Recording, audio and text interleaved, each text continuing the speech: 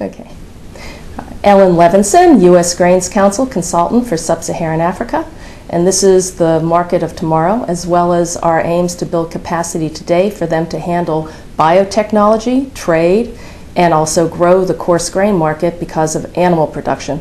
They're very underdeveloped in animal production. A lot of focus has been put on crop production. One of the ways that U.S. Grains Council can contribute is to help with animal production.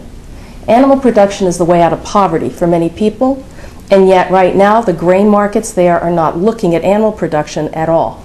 They look at it as a subsistence. You know, they're going to live off of cassava, they're going to live off of corn. They're not looking at the growth potential they could have if they develop their animal herds, their poultry. So this is one area of focus.